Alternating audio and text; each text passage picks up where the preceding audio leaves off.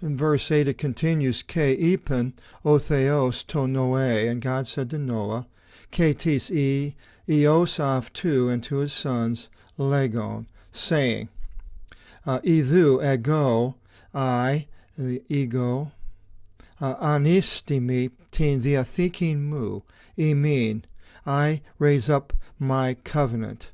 A covenant is a word that is used. We can see a little bit about it in the New Testament. We'll go to that.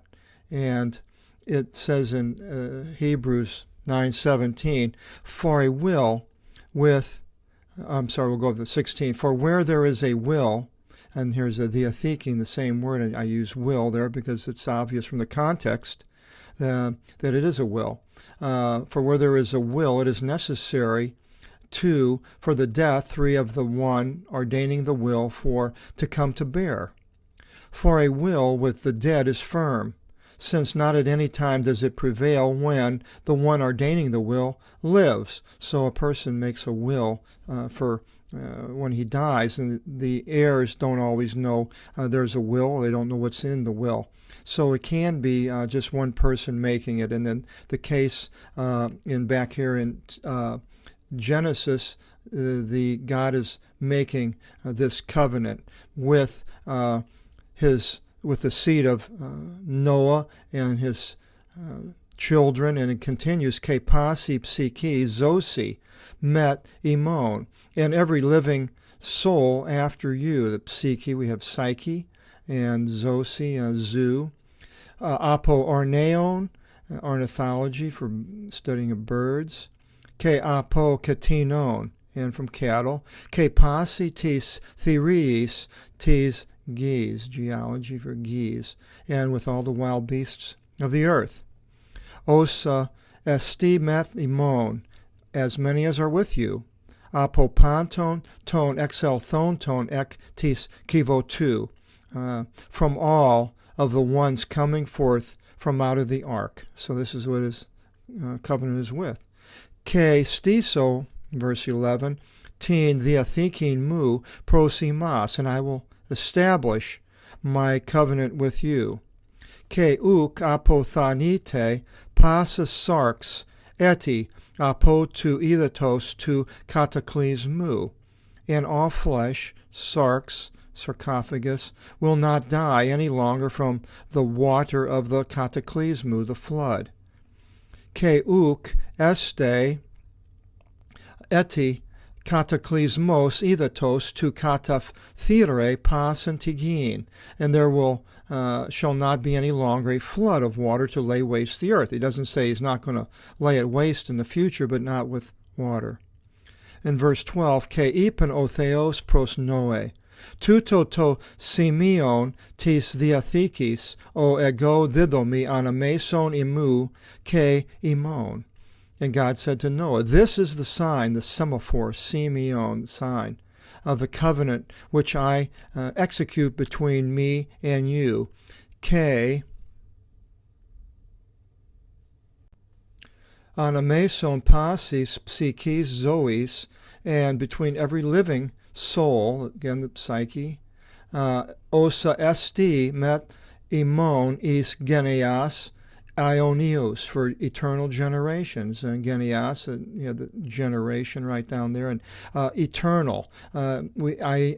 Ionios from eon is a word that many places it is eon. It's transliterated into English with from the Greek spelling. Some people have a hard time with the word eternal, but to defend myself on the usage of the word eternal, I'd like to show you the 1592 Constantine lexicon. It's Greek Latin, and in this 1592 dictionary right here under aeon, you probably can't see the raw small writing, but it has eternal and eternitas, and right here eternitas. So let's go now into a Greek dictionary and see what that Greek English dictionary, Castles, right here, and we'll open that up, and it says right here for that word eternitas, eternity. So eternity is actually the Latin word for eon, and it's not something I made up, or it's not an English word. Actually, it comes from the Latin. Now, what it has changed into the English and its usage is another story, but just to show you that I have some weight behind choosing this word, I wanted to point that out. In verse 13 it continues, To toxon mu tithemi anti nepheli. And I put my toxon, my bow, toxology, study of poisons, the poisoned arrow from a bow comes from that. Toxon is the bow, like a bow and an arrow, the ones that you pull back to sling an arrow, and this is the type of a bow it's talking about, in the cloud. Ke este e Simeon, a sign, again, semaphore, diathekis anameson emu ketis gis, geology gis, between the earth, between me and the earth, it's a sign. Ke este in to sinaphin me nephelis epi tigin, and it will be in my collecting together the clouds upon the earth, ophthisate to toxon in ti nepheli.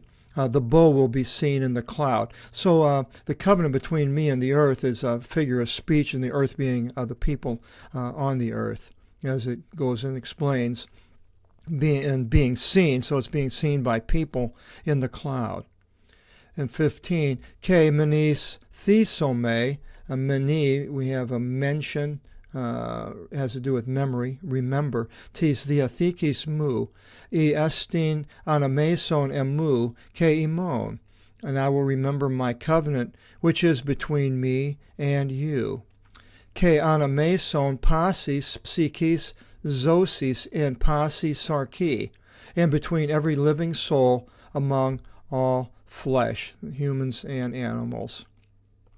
Ke uk este eti to idor is cataclysmon, oste exalipse pas and sarka, and there will not be any longer the water, idor, hydro, for a flood, so as to wipe away all flesh, sarka. So he's not going to use water in a flood to wipe away all flesh. He doesn't say he's not going to use other means in the future. In verse 16, Ke este to toxon mu anti nepheli, and I will put, and my bow will be in the cloud. Ke opsome aftin tu menistine, diathekin ionion anameson emute ketis gis, and I will see it to remember the eternal covenant between me and the earth. It's interesting that God is using this, he says, for me to remember. Does God have a memory? Does he forget? Well, I think this is his usage goes through a lot of things in the Bible that the words show a weakness of the person in a human form, and God takes these on, like remembering. We can have a bad memory, but God does use these metaphors, and he's going to remember this covenant.